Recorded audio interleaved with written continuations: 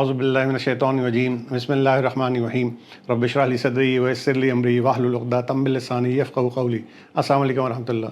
मैं सलमान रशीद आपके साथ हूँ और आज हम फ़ायर इंटरव्यू सेशन पार्ट 2 के बारे में बात करेंगे और इसमें मज़ीद क्वेश्चंस के बारे में आपसे बात करेंगे और आपको बताएंगे ये जो क्वेश्चंस पूछे जाते हैं इनके आंसर्स क्या होंगे। इसको मैंने टिपिकली स्काबा से रिलेटेड रखा है कि सेल्फ कंटेन्ड ब्रीथिंग एपरेटस के बारे में कौन कौन से सवालात किए जाते हैं। तो आज वाला टिपिकली स्काबा से रिलेटेड है। सबसे पहली चीज़ जो पूछी जाती है कि what is an open circuit breathing apparatus, यानी ओपन सर्किट स्काबा क्या है। सबसे पहले तो आपको ये याद रखना है कि फायर सर्विस के अंदर जो स्काबा यूज़ होता है उसको हम ओपन सर्किट ब्रीदिंग apparatus कहते हैं।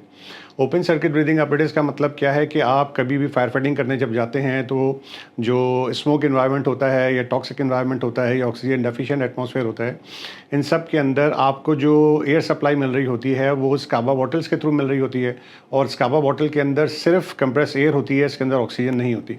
अब ये कंप्रेस एयर जब एक मैकेनिज्म के थ्रू आपके मास्क तक पहुंचती है और आप इसको इनहेल करते हैं और इनहेल करने के बाद जब आप CO2 एक्सेल करते हैं तो वो एक्सेल आप ओपन एटमॉस्फेयर में करते हैं, यानी कि ये क्लोज सर्किट की तरह नहीं होता कि ये दोबारा से रीब्रीद हो रही है। नहीं, आपने स्काबा का सिलेंडर यूज़ कर लिया, मास्क चेहरे के साथ लगा लिया, सिलेंडर ओपन किया, सिलेंडर से एयर की सप्लाई जो आएगी जैसे ही आप इनहेल करेंगे एयर को और जैसे ही आप एक्सेल करते हैं कार्बन डाइऑक्साइड तो यहाँ नीचे एक एक्सेल वाल्व लगा होता है आपके मास्क के साथ और वो जो कार्बन डाइऑक्साइड है उसको ओपन एटमॉस्फेयर में रिलीज़ कर देता है।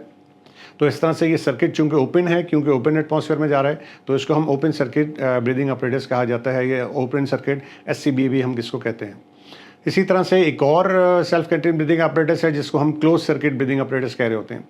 क्लोज सर्किट ब्रीदिंग apparatus जो है प्रोलॉन्ग ड्यूरेशंस के लिए यूज़ किया जाता है, जहां आपको तकरीबन 4 घंटे तक कम से कम कोई फायर फाइटिंग या हैजमेट का काम करना है या कोई मेंटेनेंस की एक्टिविटी करनी है।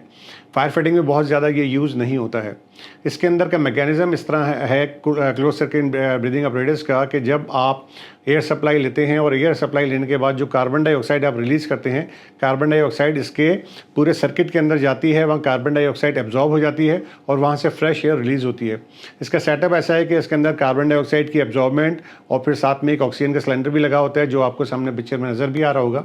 तो चूँकि ये कंटिन्यूसली ये इस प्रोसेस को रिपीट कर रहा होता है कि जैसे ही आप एयर सप्लाई लेंगे, एयर सप्लाई लेने के बाद जैसे ही आप एक्सेल करते हैं कार्बन डाइऑक्साइड सिस्टम के अंदर चली जाती है, वहाँ से प्योरीफाई हो जाती है, दोबारा से उसके अंदर थोड़ी सी एयर इंक्लूड होती है और दोबारा से आपको उसको ब्रीथ कर रहे होते हो तो ये रीब्रीदेबल होता है। इसमें से कोई भी आपका कंटेंट एयर का जो है या कार्बन डाइऑक्साइड का वो ओपन एयर में नहीं जाता है। ये पूरा सर्किट क्लोज है और इस क्लोज सर्किट ब्रीदिंग apparatus को आप कंटिन्यूसली तकरीबन 4 घंटे तक इस्तेमाल करते हैं तो ये आपका क्लोज सर्किट ब्रीदिंग apparatus होता है। हम बात करेंगे what is a positive pressure SCBA self contained breathing apparatus। Positive pressure जो है ये ऐसी टाइप का रेस्पिरेटर होता है जो मेंटेन करता है higher pressure inside the mass than the surrounding environment both during inhalation exhalation, यानी जब आप इनहेल कर रहे होंगे या एक्सेल कर रहे होंगे आपके मास का जो प्रेशर होगा वो स्लाइटली हायर होगा सराउंडिंग एटमॉस्फेयर से।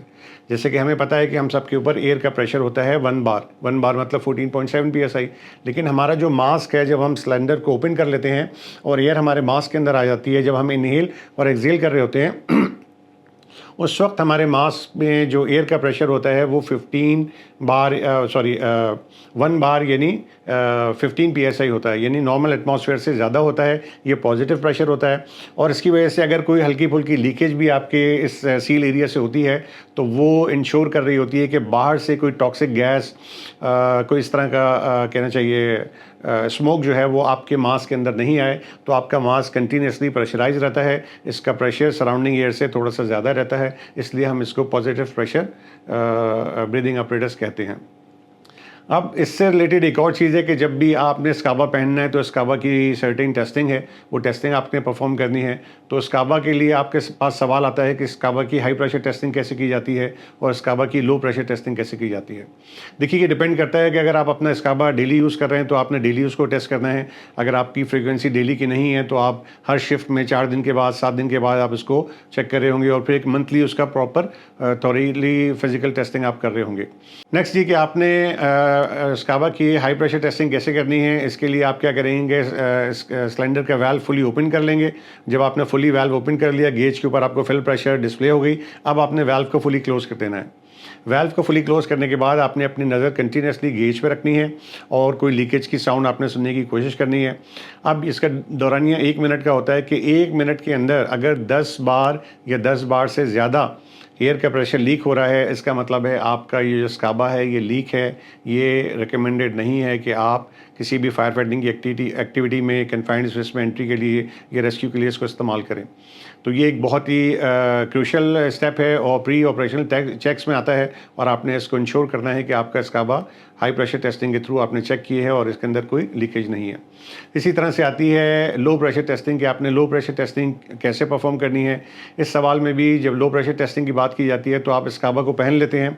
स्काबा पहनने के बाद आप अपना मास्क भी अटैच कर लेते हैं अपने फेस के साथ। उसके बाद आप स्काबा का सिलेंडर ओपन करते हैं और जब फुली आप सिलेंडर ओपन कर लेते हैं तो फिर उसके बाद आप फ़ौरन से सिलेंडर को फुली क्लोज़ कर देंगे। अब आपका हाथ सिलेंडर के ऊपर रहेगा, सिलेंडर के वाल्व के ऊपर। अब आपने इसको फुली क्लोज कर दिया है। अब क्या होगा कि लाइन के अंदर जितनी भी एयर है ये सारी एयर आप कंज्यूम करेंगे और जैसे ही उस एयर को आप कंज्यूम करते जाएंगे और स्काबा के ऊपर आपने देखा होगा जो रेड मार्किंग है यानी आपका सेफ्टी मार्जिन है, जैसे ही प्रेशर 50 बार प्लस माइनस 5 बार के करीब पहुँचेगा स्काबा आपको अलार्म देना शुरू कर देगा। और दूसरी चीज़ क्या होगी, जैसी वो ये ख़त्म होगी मास्क आपके चेहरे के साथ कोलैप्स कर जाएगा और जब मास्क चेहरे के साथ कोलैप्स कर जाएगा तो आप ये सील एरिया पे भी अच्छी तरह से कंसंट्रेट करेंगे कि यहाँ से कोई लीकेज वगैरह तो नहीं हो रही है। तो ये प्रॉपर तरीका है, इस तरीके के ऊपर आप लो प्रेशर टेस्टिंग को परफॉर्म करते हैं। अब इसी तरह से जैसे हम SCBA self contained breathing apparatus कहते हैं, एक और सवाल किया जाता है SABA का क्या मतलब है। तो SABA यानी सावा का मतलब होता है सप्लाइड एयर ब्रीदिंग apparatus। अब ये जो पिक्चर आप साथ में देख रहे हैं ये सप्लाइड एयर आपको 2 ट्रॉलियों, एक ट्रॉली के अंदर 2 सिलेंडर हैं वो भी हो सकता है, एक ट्रॉली के अंदर 1 सिलेंडर है वो भी हो सकता है, एक ट्रॉली के अंदर 4 सिलेंडर हैं ये भी हो सकता है। सप्लाई किस तरह की ट्रॉली से आ रही है, तो ये सप्लाइड एयर होती है। अगर 2 उसके अंदर सिलेंडर हैं तो एक आदमी उसने यूज़ करना है तो ऑब्वियसली उसका ड्यूरेशन बढ़ जाएगा। अगर उसके अंदर आप वाई कपलिंग इस्तेमाल करते हैं और 2 लोग उसको इस्तेमाल कर रहे हैं तो उसका ड्यूरेशन आधा हो जाएगा। तो ये हमारी सप्लाइड एयर ब्रीथिंग apparatus है। इसी तरह से काबा CABA भी कहा जाता है कि CABA क्या चीज़ है। CABA हम कहते हैं compressed air breathing apparatus। Compressed air breathing apparatus क्या होता है, या डायरेक्टली वो कंप्रेसर बीच में लगा होता है, कंप्रेसर के साथ बीच में एक फ़िल्टर दिया होता है, उसके बाद सप्लाई डायरेक्टली आपकी तरफ आ रही होती है। या फिर 4 से 8 सिलेंडर के बैंक्स होंगे, उन सिलेंडर बैंक से आपको जब सप्लाई आ रही होती है एयर की तो आप उसको कंप्रेस्ड एयर ब्रीथिंग apparatus कहते हैं, CABA।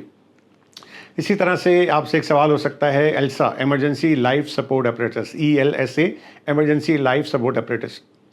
याद रखिएगा ELSA emergency life support apparatus जो है ये एमरजेंसी के लिए है। ये नॉर्मली उन एरियाज़ में यूज़ किया जाता है जहाँ पे हाइड्रोजन सल्फाइड की कंसनट्रेशन ज़्यादा होती है और जैसे ही वहाँ पे 15 ppm हाइड्रोजन सल्फाइड डिटेक्ट होती है एरिया में अलार्म बजने शुरू होते हैं। तो ये जो आपको सामने नज़र आ रहा है ये फ्रेंजी का ELSA है और इसके अंदर आप क्या करते हैं कि जो पाउच, ये जो मास्क है, मास्क पाउच के अंदर होता है, आप पाउच को खोलते हैं तो सिलेंडर की सप्लाई भी ओपन हो जाती है और मास्क के अंदर एयर आनी शुरू हो जाती है। आप मास्क निकालते हैं, दोनों हाथ से खोल के चेहरे पे चढ़ा लेते हैं और फिर विंड डायरेक्शन देखते हुए, क्रॉस विंड और ऑफ विंड देखते हुए आप सेफ एरिया की तरफ निकल जाते हैं। तो ये emergency supplied emergency life safety apparatus है। इसका ड्यूरेशन नॉर्मली 15 मिनट्स का होता है और ये सिर्फ आपको उस टॉक्सिक एरिया से, उस हैज़र्डस एरिया से एमरजेंसी एग्जिट की तरफ यानी जो आपका सेफ असेंबली एरिया है वहाँ तक ले जाने के लिए है। इस apparatus को आप कभी भी फायर फाइटिंग के लिए या फिर रेस्क्यू की एक्टिविटी के लिए इस्तेमाल नहीं करेंगे। ये एमरजेंसी लाइफ सेविंग apparatus है। इसी तरह से एक आपसे पूछा जाता है कि पास डिवाइस क्या होती है, PASS। पास डिवाइस कैसे क्या होती है, ये कैसे काम करती है। तो अब हमें पता होना चाहिए कि सेल्फ कंटेन्ड ब्रीदिंग apparatus के अंदर एक सेफ्टी फीचर होता है और एक छोटी सी डिवाइस होती है जो कि उसके अंदर लगाई जाती है या फिर उसके अंदर बिल्ट इन आती है, दोनों चीज़ें हैं। अगर स्काबा आपका पुराना है तो ये पास डिवाइस, पास का मतलब होता है personal alert safety system, PASS personal alert safety system. ये डिवाइस अगर अलहदा से है तो ये बैटरी ऑपरेटेड होती है और आपके स्काबा के साथ लगी हुई होती है, और अगर ये बिल्ट इन है तब भी आपके स्काबा के साथ बिल्ट इन होगी। और इसका फीचर क्या होता है कि जब भी आपके स्काबा के अंदर या तो एयर सप्लाई लो हो या फिर ज़्यादातर ये किस पर्पज़ के लिए होती है कि अगर आपने 15 सेकंड तक, लेट सपोज, या 30 सेकंड तक कोई भी एक्टिविटी परफॉर्म नहीं की है, आप स्टिल स्ट्रेट एक जगह पे खड़े हुए हैं और आपकी कोई मूवमेंट नहीं हो रही है, एक्चुअली आपकी बॉडी मूवमेंट को डिटेक्ट कर रहा होता है और आपका जो भी बॉडी होता है उस तक ये अलार्म पहुंचा रहा होता है। तो अगर आप 15 से 30 सेकंड तक किसी एक जगह पे स्टिल खड़े हुए हैं, आपने बिल्कुल मूवमेंट नहीं की है, तो ये पर्सनल अलर्ट सेफ्टी सिस्टम जो है ये डिवाइस अलार्म देनी शुरू कर दी है, टी टी टी, ताकि आपका जो साथी है या उस एरिया में मजीद जो फायर फाइटर हैं उनको पता चल जाए कि एक फायर फाइटर हमारा ऐसा है जो अपनी जगह से मूव नहीं कर रहा है।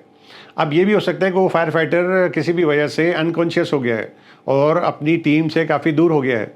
अब जिस जगह पे अनकॉन्शियस है वहाँ किसी की नज़र नहीं जा रही है, तो जैसे ही वो 30 सेकंड तक अगर वो लेट्स सपोज के अनकॉन्शियस है तो फ़ौरन से ये पर्सनल अलर्ट सेफ्टी सिस्टम पास सिस्टम जो है ये अलार्म देना शुरू कर देगा और इस तरह से पता चल जाएगा कि इस जगह पे यहाँ से आवाज़ आ रही है और यहाँ पे हमारा फायर फाइटर है जो कि डाउन है और उसको हम वहाँ से रेस्क्यू कर सकते हैं।